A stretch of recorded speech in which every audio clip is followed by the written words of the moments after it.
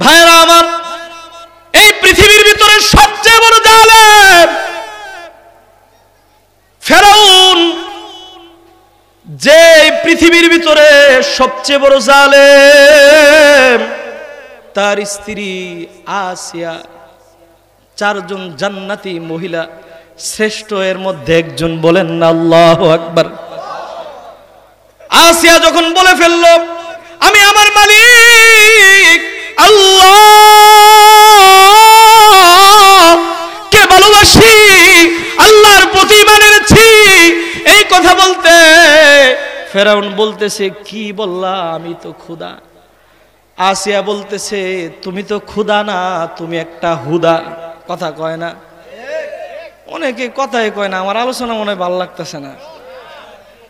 আসিয়া বলতেছে, তুমি যদি খোদাই হইতা, আমার ঘর থেকে খালি কন্যা সন্তান আসে, পালক পুত্র নিয়ে এসে পারলাম, তুমি একটা ছেলে দিতে পারলা না। কেমন খোদা হইছো? তোমার নাকের সেন্টারটা ঠিক করতে পারো নাই। আসিয়া বলতেছে, খোদা তোমার মালিক, আমার মালিক আল্লাহ, উনি হচ্ছেন রব, যিনি না চাইতেই দিয়ে দেয় সব। উনি হচ্ছেন এমন এক রব, যিনি না চাইতে আপনাকে দিয়েছেন সব। বলেন না আল্লাহু আকবার। যিনি এমন রব, আমি যে আজকে মুসলিম পরিবারের সন্তান, আমি যে সম্ভ্রান্ত পরিবারে জন্মগ্রহণ করেছি, আমি ঈমান এনেছি, ঈমানের মহা দৌলত পেয়েছি, এটাকে আমরা জন্মের আগে চেয়েছিলাম না বাবা, চাইনি, চাওয়ার আগেই পেয়েছি। উনি এমন এক মহামান্বিত রব, যিনি আমাকে ওলি আল্লাহর বাংলাদেশে জন্মগ্রহণ করাইছে। যদি বাবা ফিলিস্তিনে জন্মগ্রহণ করতেন, ঈমানের পরীক্ষা দিতে হতো। ফিলিস্তিনের ছোট্ট ছোট্ট শিশুদেরকে, তাদেরকে খাবার দেয় না, পানি দেয় না। ফিলিস্তিনের মানুষরা বলে, ও মুসলমানরা, তোমরা দিনে নামাজ পড়ো 5 ওয়াক্ত, আমরা প্রতিদিন 5 থেকে 6 ওয়াক্ত 7 ওয়াক্ত নামাজ পড়ি। কই কেমনে? 5 ওয়াক্ত নামাজ তো পড়ি, জোহরের সময় জানাজা, আসরের সময় জানাজা, মাগরিবের সময় জানাজা, আমরা প্রতিদিন জানাজার নামাজ পড়ি। আল্লাহু আকবার। বাবারে আমার, যদি ওই রকম ঈমানি পরীক্ষা আমাদেরকে দিতে হতো, কয়জন টিকতাম আমরা? এত সহজেই বাংলাদেশে ঈমান পাওয়ার পর আমরা নামাজ পড়ি না। কথা বলেন ঠিক কিনা? ঈমানকে হেফাজত করতে হবে বাবা। আল্লাহ কোরআনে বলছে, আমিনু কামা আমানান নাস। আসিয়া ডেকে বলতেছে, এই জালেম, প্রয়োজন হলে জীবন দিব, কল্লা দিব, রক্ত দিব, কিন্তু ঈমান ছাড়ব না। তোরে আমি কোনোদিন খোদা মানব না। একজন স্ত্রীর কাছে সবচেয়ে মহব্বতের, সবচেয়ে কাছের মানুষ থাকে স্বামী। আর ওই স্বামী যদি জালেম হয়, স্ত্রীর মুখ দেখানোর আর জায়গা থাকে না। কথা বলেন ঠিক কিনা? ও মারা, তোমরা যারা ওয়াজ শুনতেছ, এই কথাগুলো যারা শুনতেছ, তোমার স্বামী যদি তোমার প্রতি কোনোদিন জুলুম করে, আল্লাহর কাছে তুমি শুকরিয়া আদায় কইরো, আর মনে মনে বইলো, আমার স্বামী তো আর ফেরাউন না। আমি যদি সামান্য ধৈর্য ধারণ করতে পারি, আমার মালিক আল্লাহ আসিয়ার সাথে আমাকে জান্নাত দিবে। বলেন না আল্লাহু আকবার। এই জন্য বাবা, আসিয়া বলতেছে, জালেম, জীবন দিব কিন্তু ঈমান দিব না। এই কথা বলতে ফেরাউন কয়, তাই নাকি? ঠিক আছে, তোমার একটু দেখালো মু। যায় মন্ত্রী পরিষদের বৈঠক ডাকছেন। ডাকার পরে বলতেছে, এ মন্ত্রীরা, আমার স্ত্রী কালেমা পড়ে মুসলমান হয়ে গিয়েছে, কি করা যায়? নেতার সাথে কিছু চামচিকা থাকে, এরা বুদ্ধি বেশি, এরা ক্ষতি করে বেশি। নেতার কথা বলেন ঠিক কিনা? নেতাই যদি কয় 5 কথা, ওই চামচাই কয় 11 কথা। কথা বলেন ঠিক কিনা? নেতার চরিত্র, নেতাকে ধ্বংস করার মূল কারণ থাকে এই চামচিকা। কথা বলেন ঠিক কিনা? ওই ফেরাউন এই কথা বলতেই তার চামচিকা বলতেছে দোস্তরে তোমার স্ত্রীকে, আমার স্ত্রীকে কিভাবে আঘাত দিতে পারি? আমি 4টা সন্তান এর বাবা, আমার স্ত্রী 4টা সন্তানের মা। এই কথা বলতে ফেরাউন বলতেছে ঠিক আছে তোমার কথা মানলাম, আগামী দিন সকলকে ডাক দাও, সকলের সম্মুখে আমার আসিয়াকে আমি সকলের সম্মুখে শাস্তি প্রদান করব। নাউজুবিল্লাহ। ভাইরা আমার, সকলের সম্মুখে নিয়ে আসা জালেম বলতেছে আসিয়া রে এখনো সময় আছে, ঈমান ছেড়ে দে, তোকে আবার আগের মতো সম্মান দিব, ভালোবাসা দিব। আসিয়া বলতেছে জালেম রে তোর ভালোবাসা আমার লাগবে না, আমার মালিকের ভালোবাসা আমার হইলেই চলবে। আল্লাহু আকবার। আমার তোর ভালোবাসা লাগবে না, আমার মালিক যদি আমাকে ভালোবাসে এটা আমার জন্য যথেষ্ট। ও বাবা, দুনিয়ার ভালোবাসা এটা কোনো ভালোবাসা না।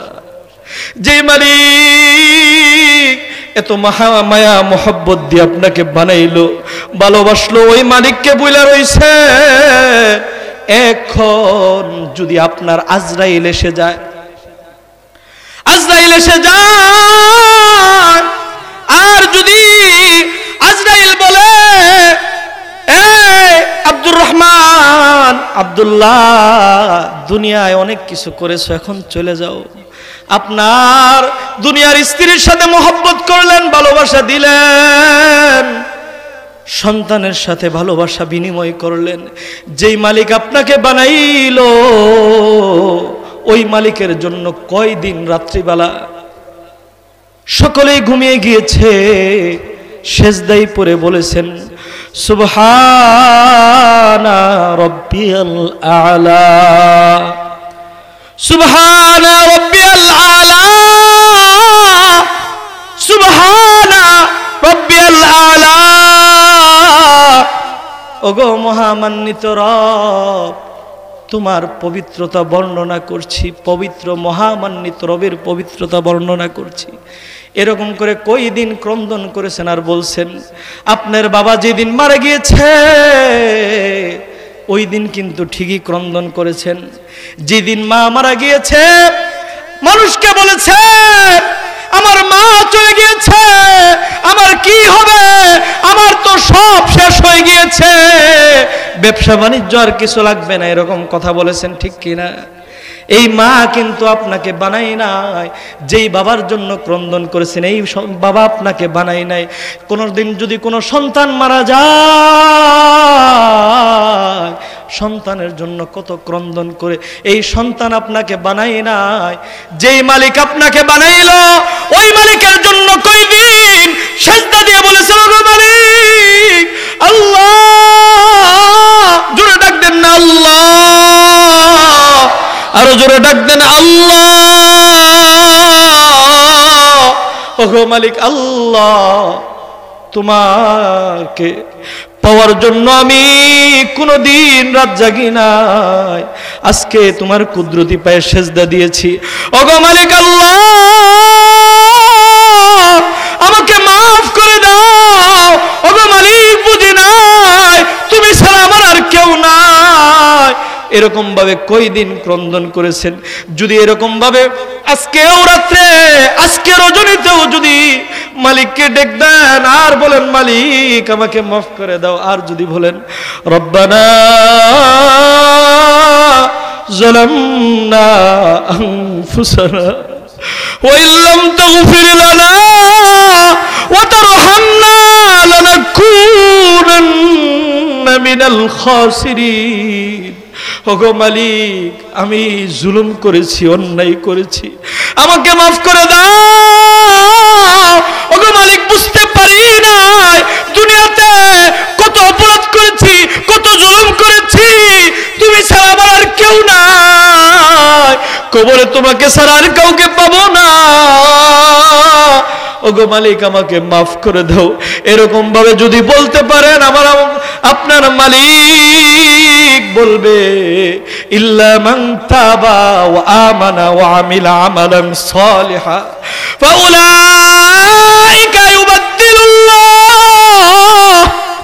ফাউলাইকা ইউবাদদিলুল্লাহু সাইয়্যাতিহিম হাসানাত। বলেন না আল্লাহু আকবার। সবজে গুম্বদ ওয়ালে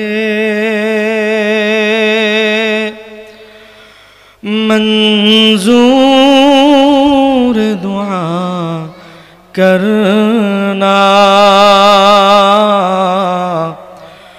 जब वक्त नज़ा आए दीदार आता करना। सब्ज़ गुंबद वाले मंजूर दुआ करना जब वक्त नज़ा आए दीदार आता करना। मैं कब्र अंधेरी में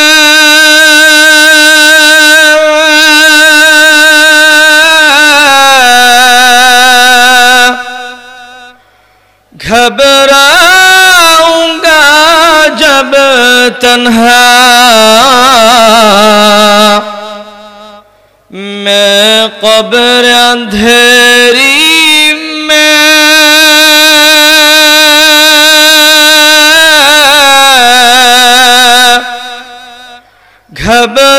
घबराऊंगा जब तन्हा। इमदाद मेरी करने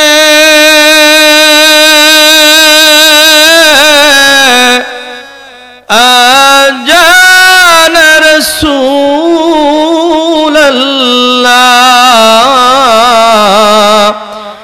इमदाद मेरी करने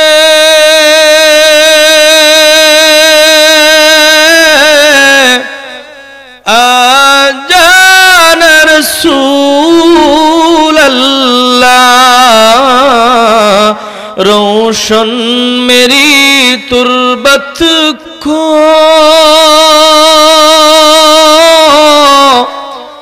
लिल्लाह जरा करना जब वक्त नेज़ा आए। भाई আমি স্টেজের কোনো সাউন্ড পাই না, বেস দেন। जब वक्त नेज़ा आए दीदार आता करना। सब्ज़ गुंबद वाले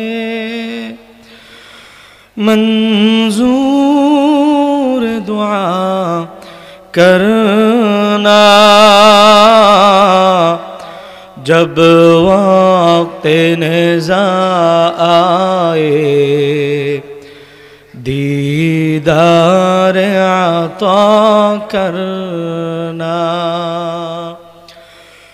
मुजरिम हो जहाँ घर का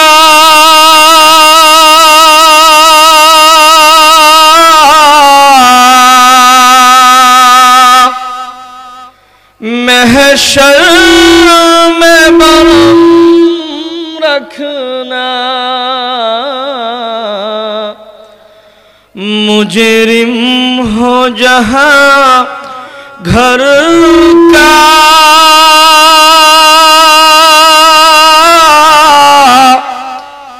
महशर में बरम रखना। रुसवाए ज़माना हो दामन में छुपा लेना। मकबूल दुआ मेरी मंजूर खुदा करना, मकबूल दुआ मेरी मंजूर खुदा करना, जब वक्त नज़ा आए दीदार आता करना। है सब्ज़े गुंबद वाले मंजूर दुआ करना, जब वक्त नज़ा आए दीदार आता करना। আলহাজ চান মিয়া মিয়া মণ্ডল রহমানিয়া মাদ্রাসা ও এতিমখানা এর প্রথম বার্ষিক হাফেজ ছাত্রদের পাগড়ি প্রদান উপলক্ষে ওয়াজ ও দোয়ার মাহফিল। উক্ত মাহফিলের প্রধান আলোচক আমার বন্ধুবর বড় ভাই, যিনি সারা বাংলাদেশে ইতিমধ্যেই কোরআনের খেদমত নিয়ে বিভিন্ন জায়গায় কথা বলেন, মুফতি খলিলুর রহমান আল ওয়াইসি। প্রধান অতিথি অত্যন্ত শ্রদ্ধাভাজন আমার আব্বার খুবই ঘনিষ্ঠ বন্ধু, যিনি আমাদেরকে ছোট থেকেই খুব স্নেহ করেন, মহব্বত করেন, ভালোবাসেন, আলহাজ জনাব মোহাম্মদ সুরুজ আহমেদ, সাবেক যুগ্ম আহ্বায়ক গাজীপুর মহানগর বিএনপি, কাউন্সিলর পদপ্রার্থী 17 নং ওয়ার্ড গাজীপুর সিটি কর্পোরেশন। আল্লাহ তাআলা আঙ্কেলকে এই 17 নং ওয়ার্ডের একজন অভিভাবক হিসেবে আল্লাহ তাআলা কবুল করেন, সকলে বলেন আমিন। ওনারা যদি আমাদের অভিভাবক হয় এটা আমাদের জন্য অনেক ভালো হবে আশা করি ইনশাআল্লাহ। ছোট থেকে ওনাকে দেখে দেখে আমরা বড় হয়েছি, খুব মহব্বত করেন উলামায়ে কেরামদেরকে। উলামায়ে কেরামদের সাথে যার চলাফেরা, আল্লাহ তাআলা ওনাকে এই ওয়ার্ডের খাদেম হিসাবে কবুল করেন, সকলে বলেন আমিন। সভাপতি আমাদের শ্রদ্ধাভাজন আব্বার বন্ধুবর, আমাদের মহব্বতের মুফতি আবু নাঈম কাসেমি হাফিজাহুল্লাহ, পেশ ইমাম, চান্দনা চৌরাস্তা কেন্দ্রীয় জামে মসজিদ। বিশেষ আলোচকের মধ্যে খুবই অত্যন্ত সম্মানিত এবং আমাকে আমার বড় ভাই মুফতি রাশেদুল ইসলাম রাহমানিকে দুই চোখের নয়নের মণি মনে করেন মুফতি সাদিকুর রহমান মাহদি হাফিজাহুল্লাহ। আল্লাহ তাআলা হজরতের ইলমে আমলে হেলেমের ভিতরে আল্লাহ তাআলা বরকত দান করেন, সকলে বলেন আমিন। উদ্বোধক যিনি আমার উস্তাদ, আমার ছোটবেলার উস্তাদ, আজকে প্রায় না হলেও 10-12 বছর পরে ওনার সাথে আমার এই স্টেজের মধ্যে সর্বপ্রথম সাক্ষাৎ। ওনার মাদ্রাসায় হিফজ পড়েছি, যিনি আমাকে অত্যন্ত মহব্বত করেন, ওনার ভালোবাসায় হয়তো আল্লাহ তাআলা, ওনার দোয়ায় আল্লাহ আমাকে কবুল করেছেন। আমার উস্তাদ, আমার গার্ডিয়ান হজরত মাওলানা আলমগীর হুসাইন আরকামি হাফিজাহুল্লাহ, আল্লাহ তাআলা হজরতের ইমানে আমলের ভিতরে বরকত দান করেন, সকলে বলেন আমিন।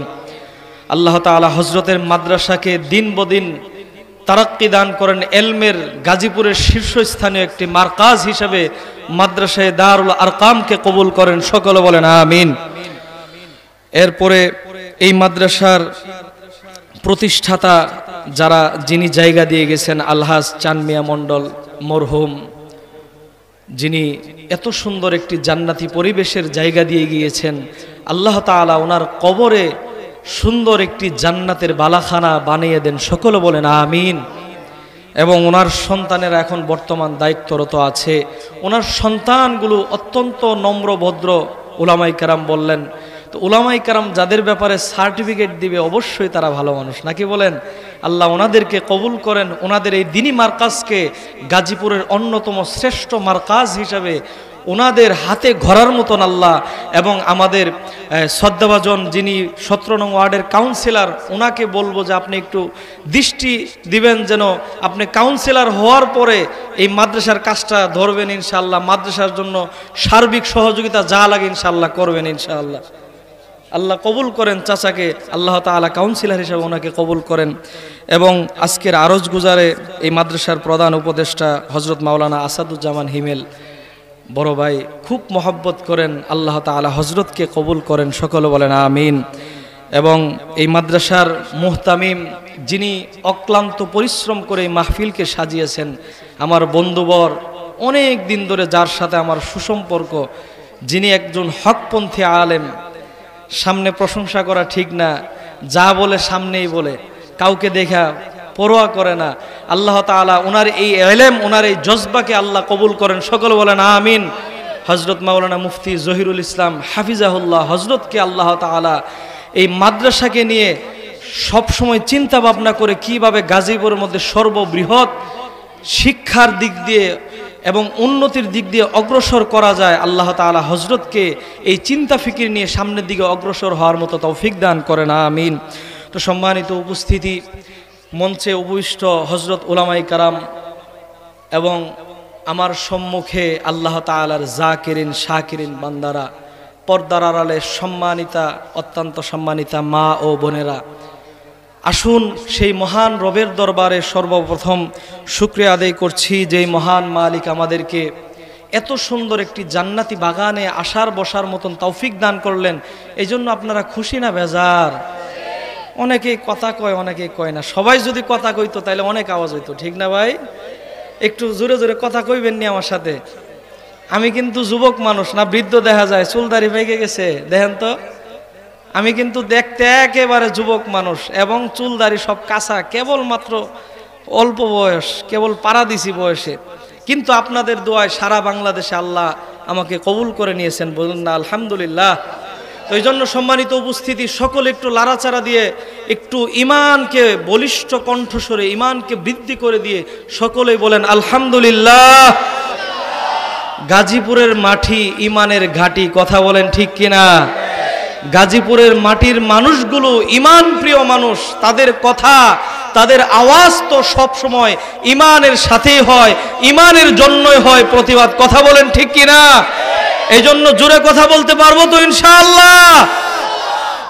সকলেই বলে আল্লাহু আকবার, সুবহানাল্লাহি ওয়া বিহামদিহি, সুবহানাল্লাহিল আযীম। এরপরে বিশ্ব মানবতার মুক্তির দিশারি, আল্লাহর পরে যার শান, আল্লাহর পরে যার মান, দু জাহানের সরকার, সরকারে কায়নাত হযরতে মুহাম্মদুর রাসূলুল্লাহ সাল্লাল্লাহু আলাইহি ওয়াসাল্লাম, আখিরি নবীর আখির উম্মত হিসাবে আল্লাহ তাআলা আমাকে আমাদেরকে বিনা দরখাস্তে কবুল ও মঞ্জুর করে নিয়েছেন, এজন্য বলি আলহামদুলিল্লাহ। সম্মানিত উপস্থিতি, আমি আপনাদের সম্মুখে সূরা কাহাফের 2টি আয়াত তেলাওয়াত করেছি, 107 এবং 108 নং আয়াত। মনে রাখবেন সকলে, কয় নং আয়াত? 107 এবং 108 নং আয়াত।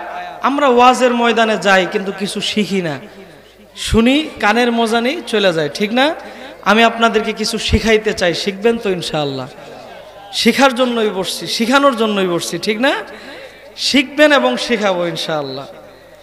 তো সম্মানিত উপস্থিতি, 107 এবং 108 নং আয়াত তেলাওয়াত করেছি। এই 2টি আয়াতের সার নির্যাস, আল্লাহ বলছে আমি তোমাদেরকে একটি পুরস্কার দান করব, তোমাদেরকে 2টা শর্ত মানতে হবে। কয়টা শর্ত? 2টা শর্ত যদি মানো আমি তোমাদেরকে একটা পুরস্কার দান করব। ভাই একটু আওয়াজটা সুন্দর করে দেন, আমি আপনার শত্রু না, আপনার বন্ধুই, একটু সুন্দর করে দেন। প্রথমে সাউন্ডটা অনেক ভালো ছিল, কষ্ট হচ্ছে, আমার কষ্ট হচ্ছে, গলা টাইনা নিয়ে যায়। সম্মানিত উপস্থিতি, যেই কথা বলতেছিলাম, আল্লাহ কোরআনে বলছে তোমরা যদি 2টা শর্ত মানো একটা পুরস্কার দিব। আবার বলেন তো দিই আমার সাথে, দুইটা শর্ত মানলে একটা পুরস্কার দিব। তো আল্লাহ তাআলা পুরস্কারের কথা আমি আগে বলতেছি, পুরস্কারের কথা শুনলে আমাদের স্পৃহা জজবা বেড়ে যায়। কথা বলেন ঠিক কিনা? সকলেই চাকরি করি, ব্যবসা করি, ব্যবসা এবং চাকরির আগে চিন্তা ভাবনা করি যে এই চাকরি করলে আমার কি লাভ হবে, এই ব্যবসা করলে আমার কি ফায়দা হবে, কি মুনাফা আসবে, এই কর্ম করলে কি মুনাফা আসবে, কি ফায়দা আসবে। যখন দেখি যুগ বিয়োগ মিলে দেখি যে মুনাফা আমার ভালো, তখন কিন্তু কাজের ভিতরে মনোযোগ আকর্ষণ বৃদ্ধি পায়। কথা বলেন ঠিক কিনা? তো ঠিক তদ্রূপ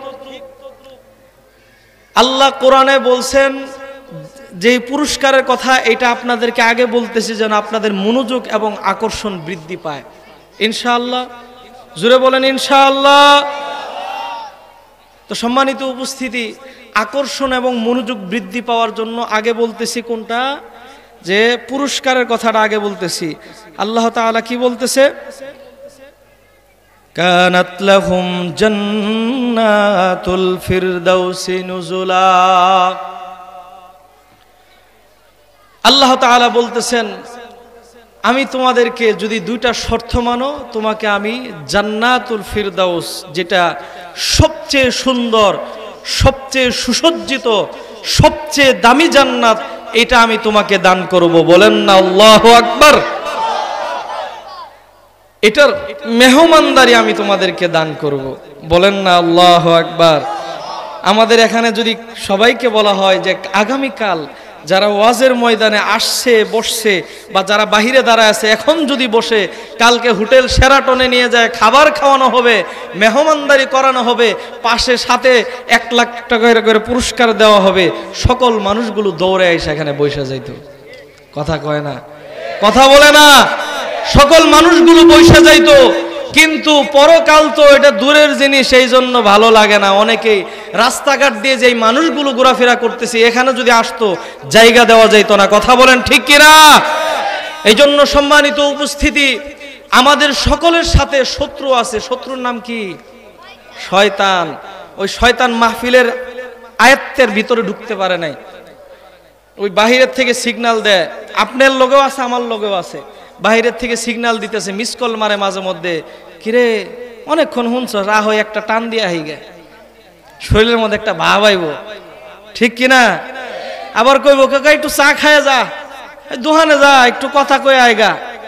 এরকম বিভিন্ন কথাবার্তা বলবে, মিস কল মারবে। মিস কলে সারা দিয়ে যাইব কেডা কেডা? হাত তুলেন তো দেখি। কথা কয় না, কেউ নাই।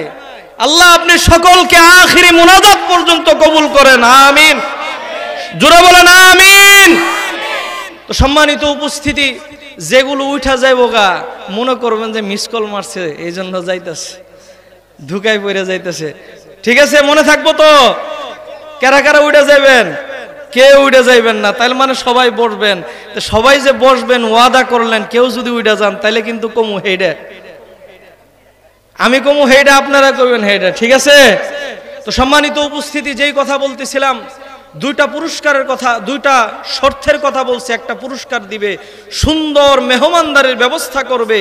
দুনিয়াতে ভাইয়েরা আমার, দুনিয়াতে যখন একটা মানুষ সফলতা অর্জন করে, যখন দুনিয়াতে বাড়ি গাড়ি সব কিছু হয়ে যায়, তখন তার ভিতরে একটা ভয় কাজ করে, আহারে কোন দিন জানি যাইলে চলে যাওয়ার লাগে।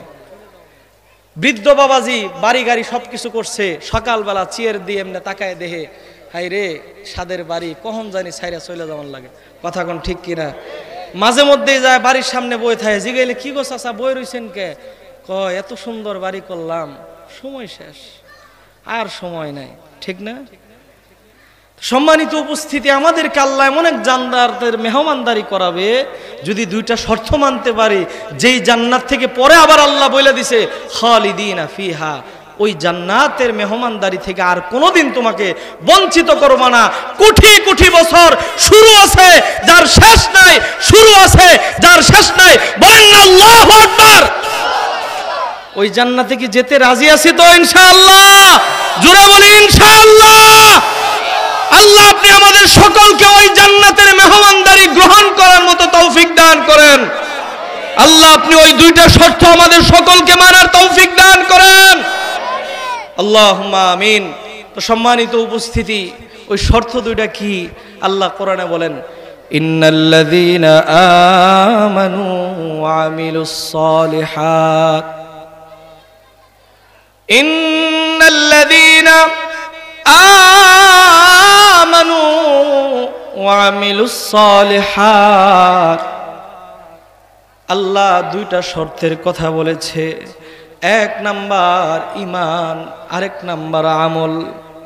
অনেকে মনে মনে খুশি হয়ে যাইব, ঈমান তো আমগর আছে, আমলও তো আমগর আছে, তার মানে আমরাই মনে হয় জান্নাতে চলে যাব। না বাবা না, আমগর ঈমান 5 টাকার চার কাছে বিক্রি হয়, কথা কয় না। আমগর ঈমান 10 টাকার দুধ চার কাছে বিক্রি হয়, কথা কয় না। আমগর ঈমান এমন এক ঈমান, যে ঈমান সামান্য একটু ভয় দেখাইলে ঈমান নষ্ট হয়ে যায়। বাবারে আমার, যদি জ্বর মাপার থার্মোমিটার থাকে, ঈমান মাপারও তো থার্মোমিটার আছে। বাবা, ঈমান এক মহাদৌলতের নাম। অনেকেই মনে মনে ভাবে জন্মগতভাবে ঈমানদার হয়েছি, আমি মনে হয় জান্নাতে চলে যাব। জান্নাতে তো সহজ না। আল্লাহ কোরআনে বলেন, আম হাসিবতুম আন তাদখুলুল জান্নাতা ওয়ালাম্মা ইয়ালামিল্লাহুল্লাযীনা জাহাদু মিনকুম ওয়া ইয়ালামাস সাবিরিন। আল্লাহ বলতেছে, ও বান্দা, তুমি কি মনে করতেছো জান্নাত এটা তোমার মামুর বাড়ি আবদার? মনে করছো ঈমান আনছি আর জান্নাতে চলে যাব? আল্লাহ বলছে, না না, ঈমান আনিছো। আল্লাহ বলতেছে, তোমাকে আমি পরীক্ষা করব, কষ্ট দিব ঈমানের জন্য, যুদ্ধের ময়দানে নিয়ে যাব ঈমানের জন্য, পরীক্ষা নিব। ওয়ালাম্মা ইয়ালামিল্লাহুল্লাযীনা জাহাদু মিনকুম ওয়া ইয়ালামাস সাবিরিন। ঈমানের জন্য পরীক্ষা নিব বাবা, ঈমানের জন্য আল্লাহ পরীক্ষা নিবে। এবং পরীক্ষার সময় কষ্ট যখন আসবে, কি করতে হবে? ওয়া ইয়ালামাস সাবিরিন, ধৈর্য ধারণ করতে হবে। কথা বলেন ঠিক কিনা? আমাদের ঈমানের যখন পরীক্ষা আসে বাবা, তখন দেখা যায়, তখন ঈমান ছেড়ে দেওয়ার উপক্রম হয়ে যায়। কথা বলেন ঠিক কিনা? এই জন্য বাবা, আজকে বাংলাদেশে আমরা বসবাস করতেছি, মায়ের কোলে ঈমান পেয়েছি, বাবার কোলে ঈমান পেয়েছি, কত সৌভাগ্য। কিন্তু ঈমান আনতে যায় যারা ঈমানি পরীক্ষা দিয়েছে, আল্লাহ কোরআনে বলছেন, আমিনু কামা আমানান নাস, আমিনু কামা আমানান নাস। আল্লাহ তাআলা বলতেছে, ও আমার বান্দারা রে, ঈমান বাবার কোলে পেয়েছো, এত সহজ না। আল্লাহ বলতেছে, ঈমান আনো তাদের মতো যেরকম ঈমান এনেছিল সাহাবায়ে কেরাম, যেরকম ঈমানের পরীক্ষা দিয়েছিল সাহাবায়ে কেরাম, ঈমানের পরীক্ষায় উত্তীর্ণ হয়েছিল সাহাবায়ে কেরাম। ভাইরা আমার, তারা কেমন ঈমান আনছিল, জীবন দিয়েছে কিন্তু ঈমান দেয় নাই। আর আমাদের এমন অবস্থা হয়েছে, আমরা ঈমান দিব কিন্তু সামান্য কষ্ট করব না। কথা বলেন ঠিক কিনা? এই জন্য ভাইরা আমার, ঈমান সম্পর্কে আমার মূল আলোচনা। আল্লাহ কোরআনে বলেন, আমিনু কামা আমানান নাস, ঈমান আনো তাদের মতো যেরকম ঈমানি পরীক্ষা দিয়ে যারা উত্তীর্ণ হয়েছে। বলেন না আল্লাহু আকবার। আমাদের ঈমান এমন ঈমান, যে ঈমান বাতিলের সামনে কথা বলতে পারে না। কথা বলেন ঠিক কিনা? আর সাহাবায়ে কেরামদের ঈমান এমন ছিল, যে ঈমান বড় বড় সম্রাটের সম্মুখে চোখের দিকে চোখ দিয়ে তাকায় বলছে, কুকুর আমি জীবন দিব কিন্তু ঈমান দিব না, জীবন দিব বলবো ঈমান দিব না, বলেন না আল্লাহু আকবার। আর আমরা সামান্য একজন বাতিলের সম্মুখেই কথা বলতে পারি না, কথা বলেন ঠিক কিনা? ভাইরা আমার, এই পৃথিবীর ভিতরে সবচেয়ে বড় জালেম ফেরাউন, যে পৃথিবীর ভিতরে সবচেয়ে বড় জালেম, তার স্ত্রী আসিয়া, চারজন জান্নাতি মহিলা শ্রেষ্ঠ এর মধ্যে একজন, বলেন না আল্লাহু আকবার। আসিয়া যখন বলে ফেলল আমি আমার মালিক আল্লাহ কে ভালোবাসি, আল্লাহর প্রতি ঈমান এনেছি, এই কথা বলতে ফেরাউন বলতেছে কি বললা, আমি তো ক্ষুধা। আসিয়া বলতেছে তুমি তো ক্ষুধা না, তুমি একটা হুদা। কথা কয় না, অনেকে কথাই কয় না, আমার আলোচনা মনে হয় ভালো লাগতেছে না। আসিয়া বলতেছে তুমি যদি ক্ষুধাই হইতা, আমার ঘর থেকে খালি কন্যা সন্তান আসে, পালক পুত্র নিয়ে এসে পারলাম, তুমি একটা ছেলে দিতে পারলা না কে? কেমন ক্ষুধা হইছো, তোমার নাকের সেন্টারটা ঠিক করতে পারো নাই। আসিয়া বলতেছে খোদা তোমার মালিক, আমার মালিক আল্লাহ, উনি হচ্ছেন রব, যিনি না চাইতেই দিয়ে দেয় সব। উনি হচ্ছেন এমন এক রব যিনি না চাইতে আপনাকে দিয়েছেন সব, বলেন না আল্লাহু আকবার। যিনি এমন রব, আমি যে আজকে মুসলিম পরিবারের সন্তান, আমি যে সম্ভ্রান্ত পরিবারে জন্মগ্রহণ করেছি, আমি ঈমান এনেছি, ঈমানের মহা দৌলত পেয়েছি, এটাকে আমরা জন্মের আগে চেয়েছিলাম না বাবা, চাইনি, চাওয়ার আগেই পেয়েছি। উনি এমন এক মহামান্বিত রব, যিনি আমাকে ওলি আল্লাহর বাংলাদেশে জন্মগ্রহণ করাইছে। যদি বাবা ফিলিস্তিনে জন্মগ্রহণ করতেন, ঈমানের পরীক্ষা দিতে হতো।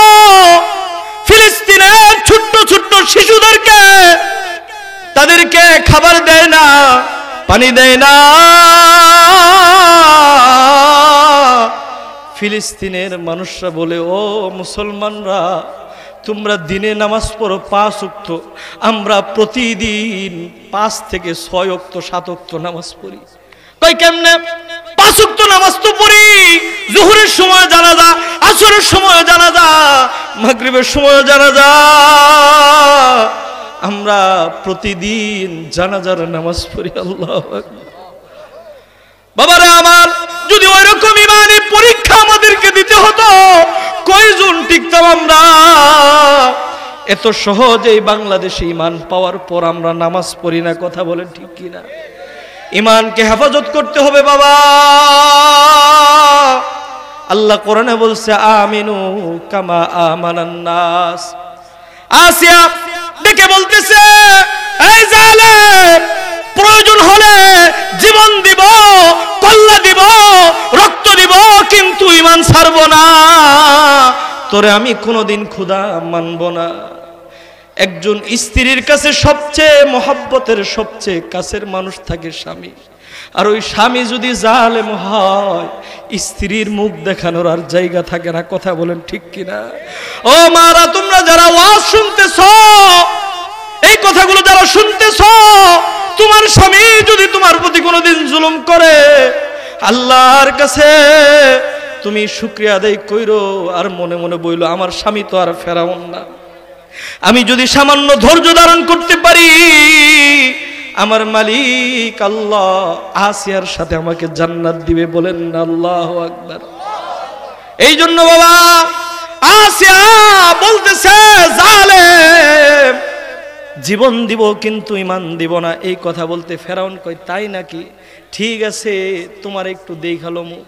যায় মন্ত্রী পরিষদের বৈঠক ডাকছেন, ডাকার পরে বলতেছে এ মন্ত্রীরা, আমার স্ত্রী কালেমা পড়ে মুসলমান হয়ে গিয়েছে, কি করা যায়? নেতার সাথে কিছু চামচিকা থাকে, এরা বুদ্ধি বেশি, এরা ক্ষতি করে বেশি। নেতার কথা বলেন ঠিক কিনা? নেতাই যদি কয় 5 কথা, ওই চামচাই কয় 11 কথা। কথা বলেন ঠিক কিনা?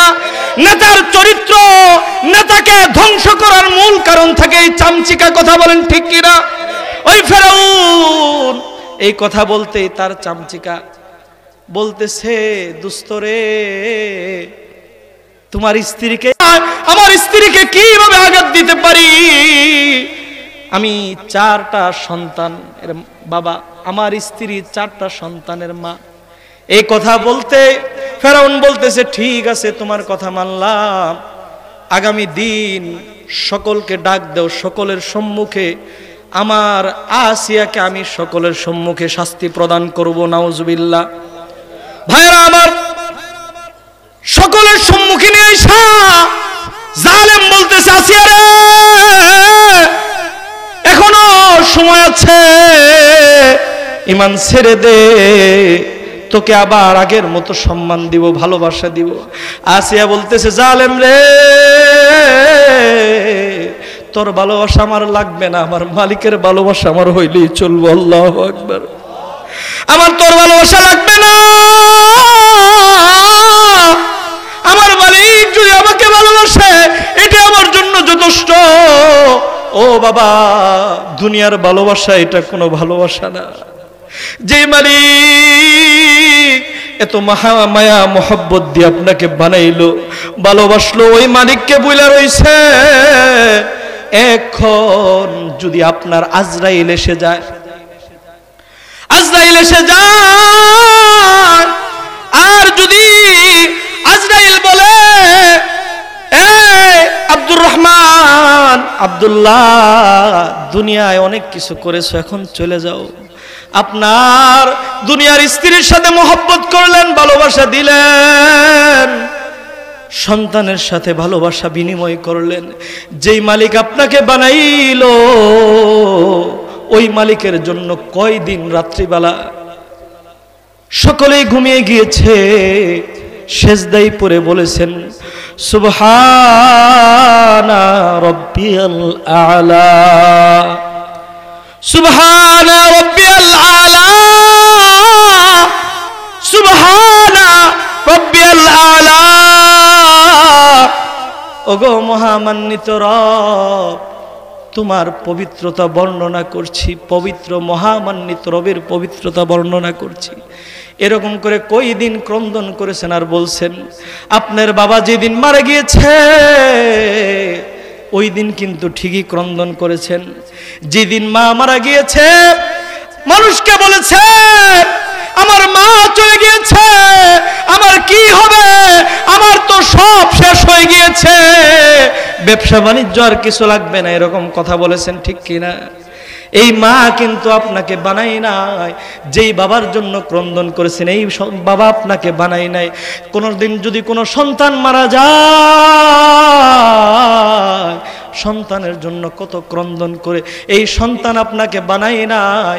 যেই মালিক আপনাকে বানাইলো ওই মালিকের জন্য কয়দিন সেজদা দিয়ে বলেছেন, ওগো মালিক আল্লাহ, জোরে ডাক দেন না আল্লাহ, আরো জোরে ডাক দেন আল্লাহ। ওগো মালিক আল্লাহ, তোমাকে পাওয়ার জন্য আমি কোনদিন রাত জাগি নাই, আজকে তোমার কুদরতি পায়ে সেজদা দিয়েছি। ওগো মালিক আল্লাহ, আমাকে মাফ করে দাও। ওগো মালিক, বুঝি নাই তুমি ছাড়া আমার আর কেউ নাই। এরকম ভাবে কয়দিন ক্রন্দন করেছেন। যদি এরকম ভাবে আজকেও রাত্রে, আজকে রজনীতেও যদি মালিককে ডেক দেন আর বলেন, মালিক আমাকে মাফ করে দাও, আর যদি বলেন, রব্বানা যালামনা আনফুসানা ওয়া ইল্লাম তাগফির লানা ওয়া তারহামনা লানাকুনান্না মিনাল খাসিরিন। ওগো মালিক, আমি জুলুম করেছি, অন্যায় করেছি, আমাকে মাফ করে দাও। ওগো মালিক, বুঝতে পারি নাই দুনিয়াতে কত অপরাধ করেছি, কত জুলুম করেছি, তুমি ছাড়া আমার আর কেউ নাই, কবরে তোমাকে ছাড়া আর কাউকে পাবো না, ওগো মালিক আমাকে মাফ করে দাও। এরকম ভাবে যদি বলতে পারেন, আমার আপনার মালিক বলবে ইল্লা মান তাবা ওয়া আমানা ওয়া আমিলা আমালান সালিহা ফাউলাইকা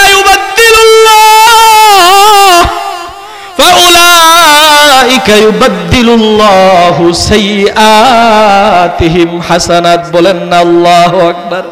আল্লাহ বলতেছে, ও আমার বান্দা, ঈমানকে নবায়ন করে, ঈমানের অ্যাকাউন্টকে মজবুত করে, ঈমানের অ্যাকাউন্টকে সুরক্ষিত করে তুমি যদি নেক আমলের উদ্দেশ্যে আমার কাছে খালি হাত বাড়াই দিয়ে তওবা করো, ফাউলাইকা ইউবাদদিলুল্লাহু সাইয়্যাতিহিম হাসানাত, তোমার পিছনের জিন্দেগীর সমস্ত গুনাহ আমি মাফ করে দিব।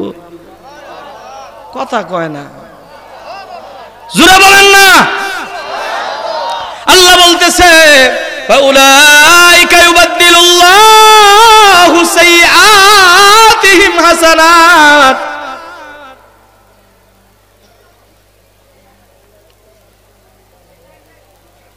ওয়াজ যদি না উঠতে যদি কোন শেষ করে দিত তাহলে আর কি ওয়াজ করে।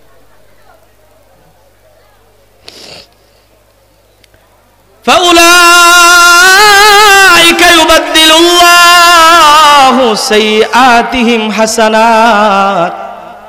আল্লাহ বলতেছে, বান্দা তোর জিন্দেগির গুনাহগুলো মাফ করে দিয়ে সাইয়্যাতগুলো আমি হাসানাত দিয়ে পরিপূর্ণ করে দিব। বলেন না আল্লাহু আকবার। একটা জমানো বন্ধ থাকবে না, জোরে বলেন আল্লাহু আকবার। এরকম যদি আমার মালিক আল্লাহকে ডাক দিয়ে তওবা করতে পারেন, আমার আপনার মালিক মাফ করে দিবেন। আমরা সকলেই তওবা করতে রাজি আছি তো? সকলে জোরে বলি রাজি আছি তো ইনশাআল্লাহ। আল্লাহ আপনি আমাদের সকলকে খালেস তওবা করার মতো তৌফিক দান করেন। সকলে বলেন আমিন। ভাইরা আমার, যে কথা বলতেছিলাম, আসিয়া বলতেছে, জালেম তোর ভালোবাসা লাগবে না, আমার মহামান্বিত আমার রব আমার মালিক আল্লাহকে আমি ভালোবাসি, আর কারো ভালোবাসা লাগবে না। বলেন না আল্লাহু আকবার।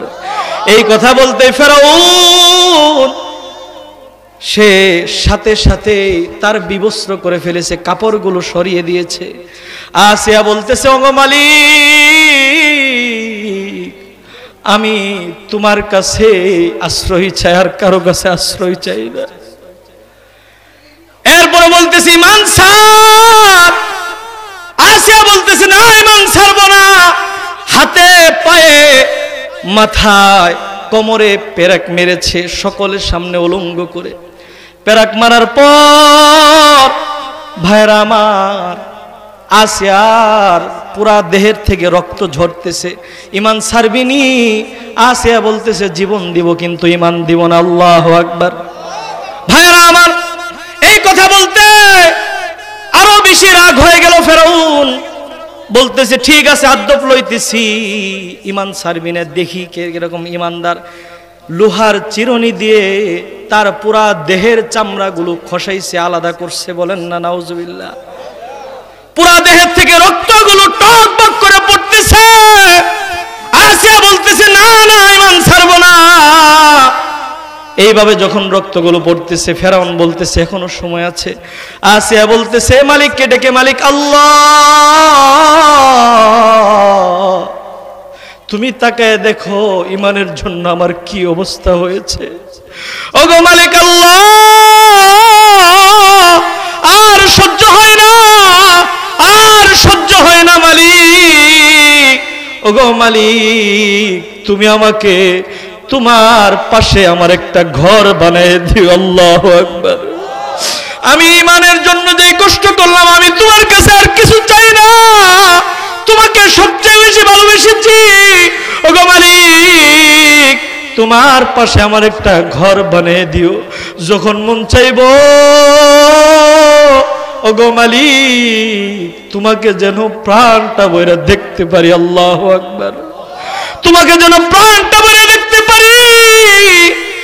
কথা বলতে আল্লাহ বলছে আসিয়া রে আর কোনো চিন্তা করিস না ইন্নাল্লাযীনা ক্বালু রাব্বুনাল্লাহ ইন্নাল্লাযীনা ক্বালু রাব্বুনাল্লাহু সুম্মা ইসতাকামু তাতানাজ্জালু আলাইহিমুল মালাইকাতু আল্লা তাখাফু ওয়ালা তাহজানু আবশিরু বিল জান্নাতিল্লাতী কুনতুম তুআদুন আল্লাহ বলতেছে যারা ঈমানের উপর অটল রবকে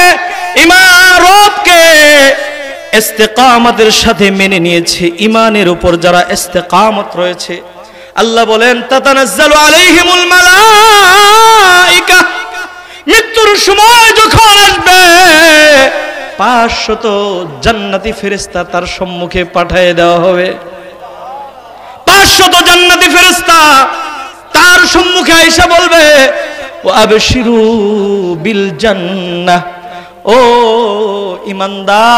ঈমানদার কোনো টেনশন নাই কোনো চিন্তা নাই আল্লাহ তাখাফু ওয়ালা তাহজানু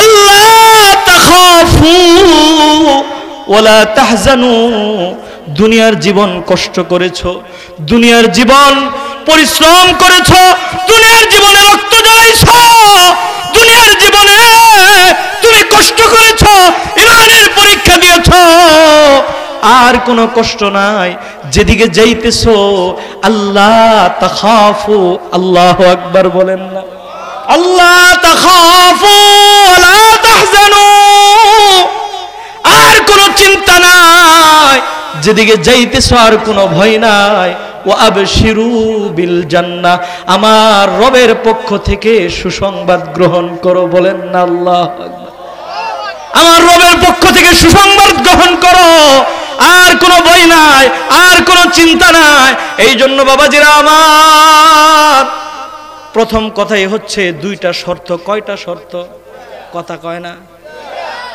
দুইটা শর্ত আপনাদের কি ভালো লাগতেছে না মনে হয় ছাইরা দিতাম হ্যাঁ অনেকেই কথা কয় যে পিছনের যুবকরা কথাই কয় না ছাইরা দিতাম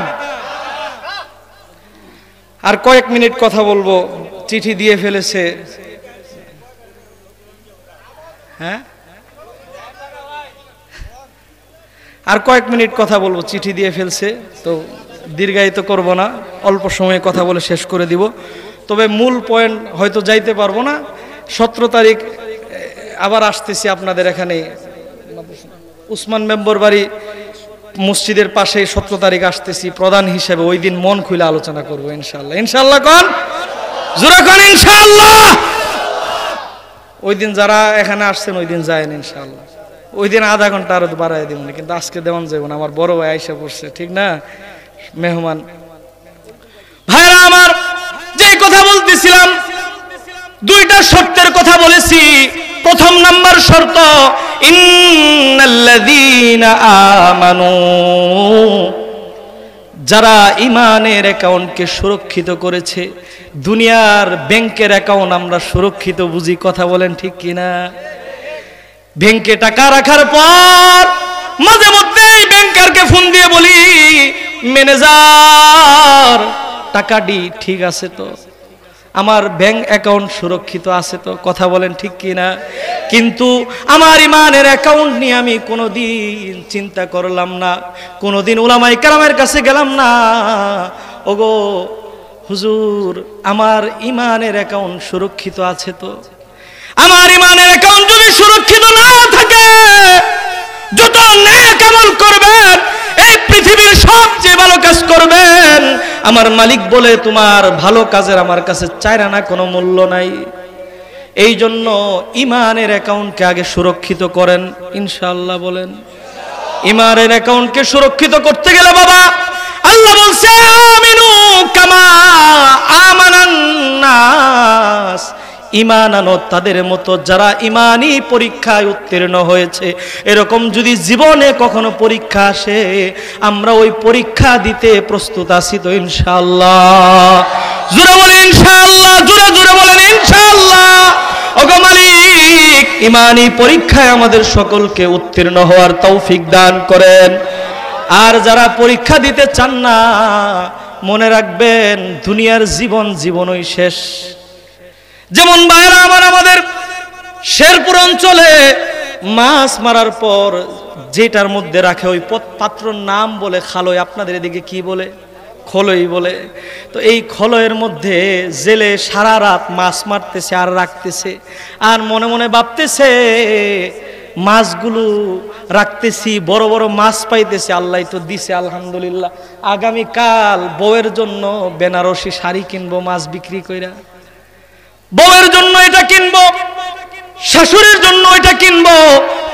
কিন্তু ফজরের সময় সুবহে সাদিক যখন হয়ে গিয়েছে, সারা রাত কষ্ট করেছে, ফজরের সময় খালইটা উঠাইছে, উঠায় দেখে তলা নাই। তাইলে তার সারা রাতের কষ্ট এবং স্বপ্ন সব কথা কয় না, সারা রাতের কষ্ট এবং তার পরিশ্রম স্বপ্ন সব শেষ হয়ে যাবে। দুনিয়ার জীবনে ঈমানকে যদি মজবুত না করেন, ঈমানের পরীক্ষা যদি না দেন, তাহলে ঈমানকে যদি সুরক্ষিত না করেন, যত নেক আমল করবেন কোনো কাজে আসবে না। আর যদি ঈমানি পরীক্ষা দিয়ে উত্তীর্ণ হতে পারেন, ঈমানি পরীক্ষা দিয়ে নিজের জীবনটাকে যদি মালিকের কাছে কবুল করে নিতে পারেন, আল্লাহ বলেন ওয়ামিলুস সালিহাত। নারায়ে তাকবীর। প্রধান বক্তার আগমন, প্রধান বক্তার আগমন। আল্লাহ তাআলা কবুল করেন। বড় ভাই কেমন আছেন? আজকে কত বছর পরে দেখা হলো, প্রায় 2-2.5 বছর পরে। খুব মহব্বতের আমাদের পাশেই ছিলেন। আল্লাহ আরো মাকাম উঁচু করে দেন, সকলে বলেন আমিন। সম্মানিত উপস্থিতি, আমি কয়েকটি কথা বলে শেষ করে দেব ইনশাআল্লাহ। ভাইরা আমার, যে কথা বলতেছিলাম, 1 নম্বর শর্ত ঈমান। ঈমানের অ্যাকাউন্টকে যদি সুরক্ষিত করে আপনার জীবনে মালিক আল্লাহ যা হুকুম দিয়েছে, এই হুকুমগুলো যদি সঠিকভাবে মানেন, আল্লাহর নবী বলেন ক্বালা রাসূলুল্লাহ সাল্লাল্লাহু আলাইহি ওয়াসাল্লাম আখলিস দীনাকা ইয়াকফিকাল আমালুল কলিল। আল্লাহর নবী বলেন, ও আমার উম্মত, ঈমানকে সঠিক করে অল্প আমল যদি সুন্দর হয়, অল্প আমল তোমার নাজাদের জন্য ওসিলা হয়ে যাবে। বলেন না আল্লাহু আকবার। এই জন্য বাবারে আমার, ঈমানকে সুরক্ষিত করতে গেলে এরকম মাদ্রাসায় আসতে হবে, এরকম মাদ্রাসায় আমাদের সন্তানকে দিতে হবে। কথা বলেন ঠিক কিনা? ভাইরা আমার, আপনি একটু চিন্তা করে দেখেন, এই মাদ্রাসাগুলো হচ্ছে ইসলামের এক একটা ক্যান্টনমেন্ট। বলেন না আল্লাহু আকবার। এই মাদ্রাসাগুলো কি ইসলামের এক একটা ক্যান্টনমেন্ট? এই মাদ্রাসাগুলোতে ইসলামকে রক্ষা করা হয়, এই মাদ্রাসাগুলোতে ইসলামকে কিভাবে রক্ষা করা যায় এটার ট্রেনিং দেওয়া হয়। কথা বলেন ঠিক কিনা? দেশকে পাহারা দেওয়ার জন্য যেমন সেনাবাহিনীদের ক্যান্টনমেন্ট আছে, ইসলামকে পাহারা দেওয়ার ক্যান্টনমেন্ট হচ্ছে এই মাদ্রাসাগুলো। এই মাদ্রাসাদের সাথে আমরা আছি তো? অনেকেই কয়, অনেকেই কয় না, পিছনের যুবকরা কয় আমরা কমুকে, মুরব্বীরা সামনে আছে হেরাই কোক। হ্যাঁ, ঈমানের সাক্ষী সকলকে দিতে হবে। এই মাদ্রাসার সাথে আমরা আছি তো ইনশাআল্লাহ? আল্লাহ তাআলা আমাদের সকলকে এই মাদ্রাসাকে সব সময় দেখে রাখার মতন, মাদ্রাসাকে সব সময় পরামর্শ দিয়ে সহযোগিতা করার মতো তৌফিক দান করুন, আমিন।